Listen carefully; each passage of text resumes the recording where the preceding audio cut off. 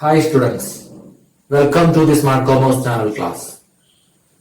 ക്ലാസ്സിലേക്ക് പോകുന്നതിന് മുമ്പ് ഒരു അഭ്യർത്ഥന. ക്ലാസ് നിങ്ങൾ ആദ്യാവസാനം അറ്റൻഡ് ചെയ്യണം. ക്ലാസ് നിങ്ങൾക്ക് മനസ്സിലാവുകയാണെങ്കിൽ നിങ്ങൾ തീർച്ചയായും ലൈക്ക് ചെയ്യണം. ഉപകാരപ്രദം തോന്നുകയാണെങ്കിൽ മറ്റുള്ളവർ കൂടി പരമാവധി ഷെയർ ചെയ്യണം. നിങ്ങളുടെ സംശയങ്ങളും അഭിപ്രായങ്ങളും കമന്റ് ചെയ്യാം. ഈ ചാനൽ ഇതുവരെ സബ്സ്ക്രൈബ് ചെയ്തിട്ടില്ലാത്തവർ ഇപ്പോൾ തന്നെ സബ്സ്ക്രൈബ് ചെയ്യുക. നോട്ടിഫിക്കേഷൻസ് ലഭിക്കുന്നതിന് വേണ്ടി ആ ബെല്ലൈക്കൺ കൂടെ ക്ലിക്ക് ചെയ്യുക. ഇനി നമുക്ക് ക്ലാസ്സിലേക്ക് കടക്കാം. ഈ എപ്പിസോഡിൽ കോസ്റ്റ് അക്കൗണ്ടിങ്ങിലെ മൊഡ്യൂൾ 2 നമ്മൾ തുടങ്ങുകയാണ്. മൊഡ്യൂൾ 1 നമ്മൾ പഠിച്ചു ഒരു പ്രോഡക്റ്റിന്റെ അല്ലെങ്കിൽ സർവീസിന്റെ കോസ്റ്റിൽ materials cost, labour cost, expenses എന്നീ ഈ 3 എലമെന്റ്സ് അടങ്ങുന്നു. അതിൽ ഓരോ എലമെന്റും ഇനി ഓരോ മൊഡ്യൂളായിട്ട് പഠിക്കുകയാണ്. അതുകൊണ്ട് മൊഡ്യൂൾ 2 പഠിക്കുന്നത് മെറ്റീരിയൽസ് കോസ്റ്റ് ആണ്. So module 2 is accounting and control of material cost. The first topic in this module is material purchase procedure. Following are the steps in the material purchase procedure. Number 1, receiving purchase requisition. Receiving a purchase requisition by the purchasing department is the first step in the material purchase procedure. A material purchase requisition is a formal request received by the purchasing department from the stores department or production department to purchase a particular material. For a regular purchase of materials, it is prepared by the stores department, but for any special materials required for production, it is prepared by the production department.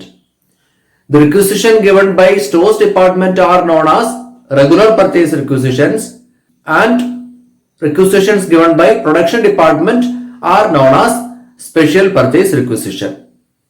Purchase department store departmentil നിന്ന് അല്ലെങ്കിൽ production ഡിപ്പാർട്ട്മെന്റിൽ നിന്ന് ഒരു purchase റിക്വിസിഷൻ സ്വീകരിക്കുക എന്നുള്ളതാണ് material purchase പ്രൊസീജിയറിലെ ആദ്യത്തെ step. Purchase റിക്വിസിഷൻ എന്ന് പറഞ്ഞാൽ ഒരു പ്രത്യേക മെറ്റീരിയൽ വാങ്ങണമെന്ന് ആവശ്യപ്പെട്ടുകൊണ്ട് സ്റ്റോഴ്സ് ഡിപ്പാർട്ട്മെന്റ് അല്ലെങ്കിൽ പ്രൊഡക്ഷൻ ഡിപ്പാർട്ട്മെന്റ് പർച്ചേസ് ഡിപ്പാർട്ട്മെന്റിന് നൽകുന്ന ഒരു ഔദ്യോഗിക റിക്വസ്റ്റ് ആണ്. റെഗുലറായി മെറ്റീരിയൽസ് വാങ്ങുന്നതിന് വേണ്ടിയുള്ള റിക്വസ്റ്റ് സ്റ്റോഴ്സ് ഡിപ്പാർട്ട്മെന്റ് ആണ് നൽകുന്നത്. എന്നാൽ പ്രൊഡക്ഷൻ ആവശ്യമുള്ള എന്തെങ്കിലും സ്പെഷ്യൽ മെറ്റീരിയൽസ് വാങ്ങുന്നതിന് വേണ്ടിയുള്ള റിക്വസ്റ്റ് പ്രൊഡക്ഷൻ ഡിപ്പാർട്ട്മെന്റ് ആണ് നൽകുന്നത്.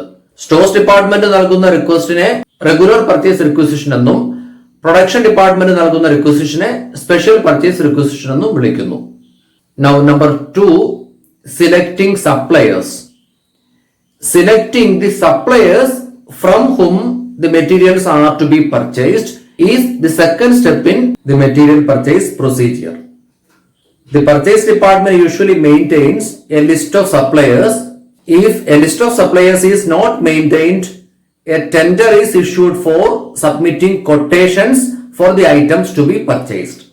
A tender is an advertisement or notification inviting prospective suppliers to quote their lowest price, either from the list of suppliers maintained if it is there, or from the quotations received.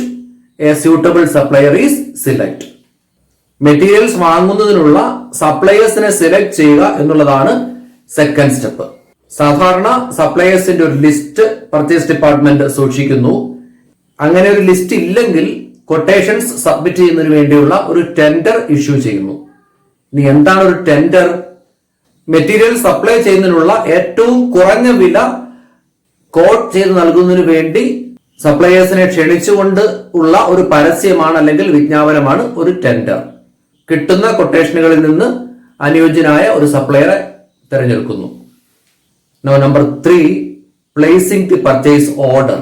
Placing or giving the order is the third step in the material purchase procedure. A purchase order is a formal order prepared and sent by the purchasing department to the supplier for the supply of the materials. It is a written authorization to the supplier to supply materials.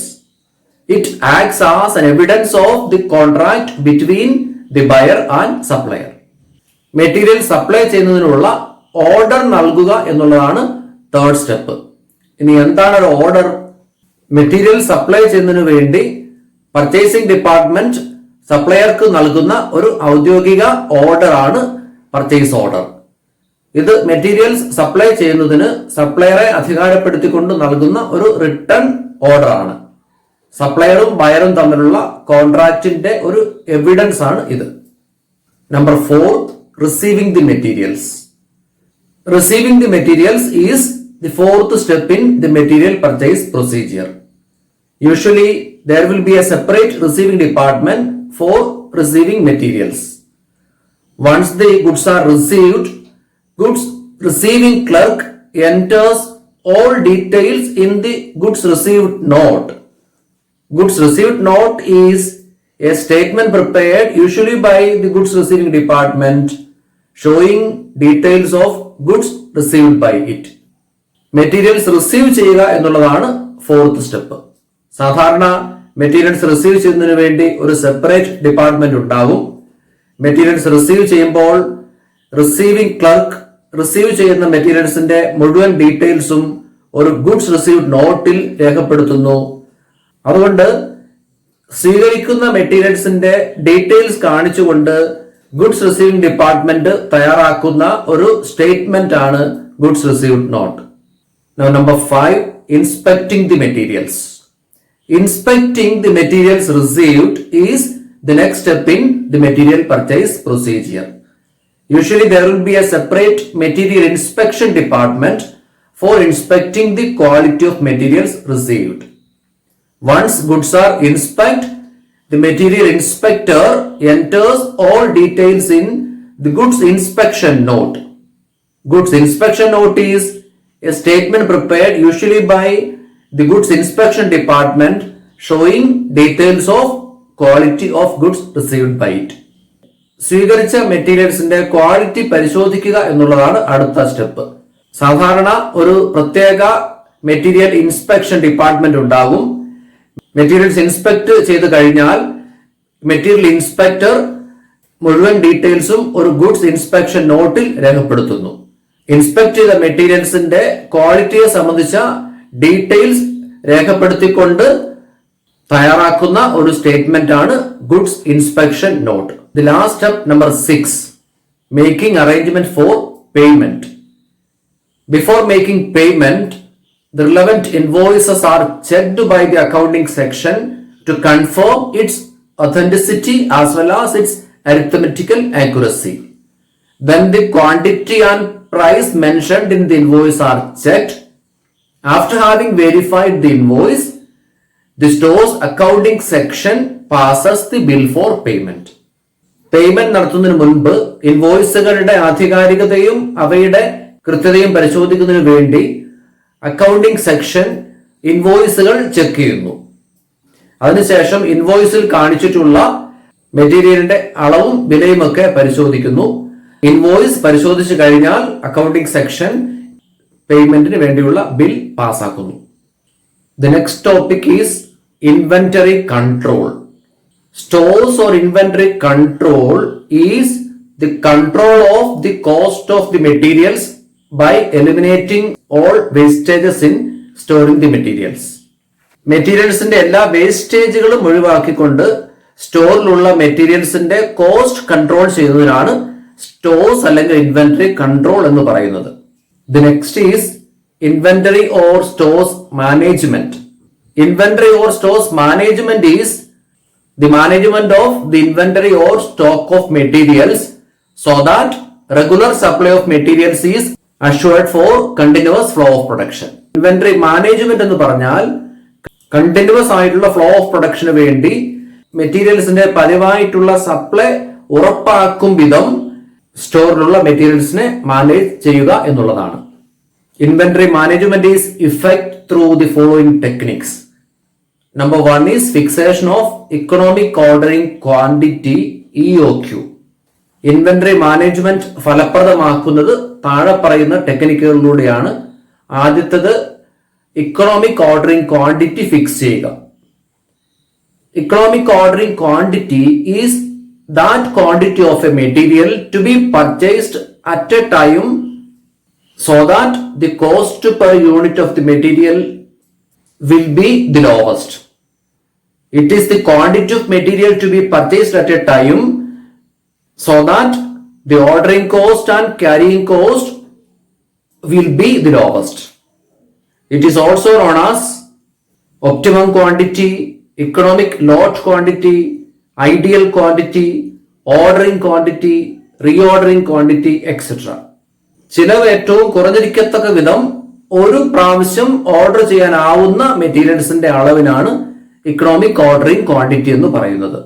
എന്ന് പറഞ്ഞാൽ ഒരു പ്രാവശ്യം അല്ലെങ്കിൽ ഒരു ഓർഡറിൽ എത്ര quantity order ചെയ്താൽ ചിലവ് ഏറ്റവും കുറഞ്ഞിരിക്കും, അതിനാണ് ഇക്കണോമിക് ഓർഡറിംഗ് ക്വാണ്ടിറ്റി എന്ന് പറയുന്നത്.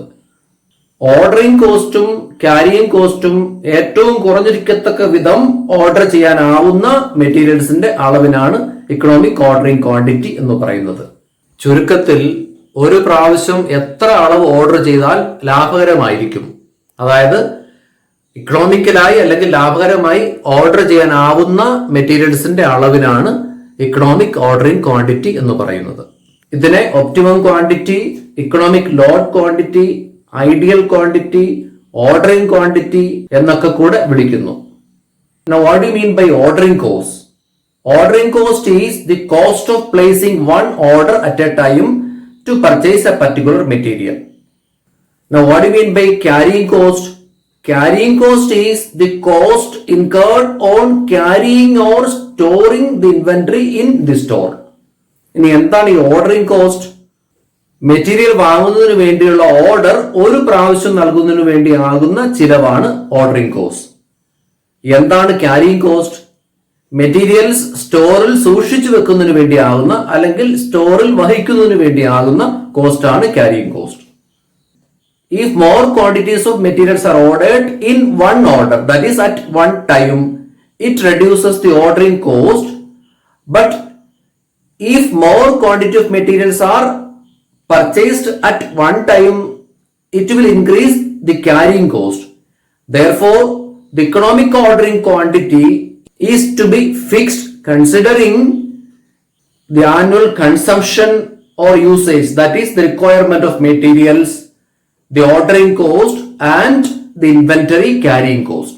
Therefore, economic ordering quantity is equal to root of 2CO divided by I, where C is equal to consumption of the materials per annum, O ordering cost per order, I inventory carrying cost per unit per annum. Materials ഒരു പ്രാവശ്യം order ചെയ്യുന്നതിന് വേണ്ടി ആകുന്ന cost ആണ് ordering cost എന്നതുകൊണ്ട് ഓരോ ഓർഡറിൽ അല്ലെങ്കിൽ ഒരു പ്രാവശ്യം കൂടുതൽ അളവ് ഓർഡർ ചെയ്താൽ ഓർഡറിംഗ് കോസ്റ്റ് കുറഞ്ഞിരിക്കും. എന്നാൽ കൂടുതൽ അളവ് ഓർഡർ ചെയ്ത് വാങ്ങിയാൽ അവ സൂക്ഷിച്ചു വെക്കുന്നതിനാകുന്ന ഇൻവെന്ററി ക്യാരിയിങ് കോസ്റ്റ് കൂടും. അതുകൊണ്ട് ഇക്കണോമിക് ഓർഡറിംഗ് ക്വാണ്ടിറ്റി തീരുമാനിക്കേണ്ടത് പ്രൊഡക്ഷന് വേണ്ടി ഒരു വർഷം ആവശ്യം വരാവുന്ന മെറ്റീരിയൽസിന്റെ അളവ്, ഒരു പ്രാവശ്യം ഓർഡർ ചെയ്യുന്നതിന് വേണ്ടി വരാവുന്ന ഓർഡറിംഗ് കോസ്റ്റ്, സൂക്ഷിച്ചു വെക്കാനാവുന്ന ക്യാരിയിങ് കോസ്റ്റ് എന്നീ ഘടകങ്ങൾ പരിഗണിച്ചുകൊണ്ടായിരിക്കണം. അതുകൊണ്ട് ഇക്കണോമിക് ഓർഡറിംഗ് ക്വാണ്ടിറ്റി എന്ന് പറഞ്ഞാൽ root of 2CO divided by I. അവിടെ C എന്ന് പറയുന്നത് മെറ്റീരിയൽസിന്റെ ഒരു വർഷത്തെ കൺസംപ്ഷൻ അല്ലെങ്കിൽ ഉപയോഗത്തെ, ആവശ്യത്തെ സൂചിപ്പിക്കുന്നു. O ഓർഡറിംഗ് കോസ്റ്റിനെ സൂചിപ്പിക്കുന്നു. I ഇൻവെന്ററി ക്യാരിയിങ് കോസ്റ്റിനെ സൂചിപ്പിക്കുന്നു. EOQവിൻ്റെത് തുടങ്ങി നമ്മൾ പ്രോബ്ലംസ് ബോർഡ് ഉപയോഗിച്ചുകൊണ്ട് തന്നെ വർക്ക്ഔട്ട് ചെയ്ത് തുടങ്ങുകയാണ്. അതുകൊണ്ട് ഒരിക്കൽ കൂടി ഓർപ്പിക്കട്ടെ, ഈ ചാനൽ ഇതുവരെ സബ്സ്ക്രൈബ് ചെയ്യാത്തവർ ആരെങ്കിലും ഉണ്ടെങ്കിൽ ഇപ്പോൾ തന്നെ സബ്സ്ക്രൈബ് ചെയ്യുകയും കൂടാതെ ഈ ക്ലാസിന്റെ ആവശ്യമുണ്ട്, ഈ ക്ലാസ് ഉപകാരപ്പെടും എന്ന് തോന്നുന്ന നിങ്ങളുടെ സുഹൃത്തുക്കൾക്ക് കൂടി പരമാവധി ഷെയർ ചെയ്യുകയും ചെയ്യുക. അടുത്ത ക്ലാസ്സുമായി അടുത്ത എപ്പിസോഡിൽ നമുക്ക് വീണ്ടും കണ്ടുമുട്ടാം. അതുവരേക്കും ബൈ.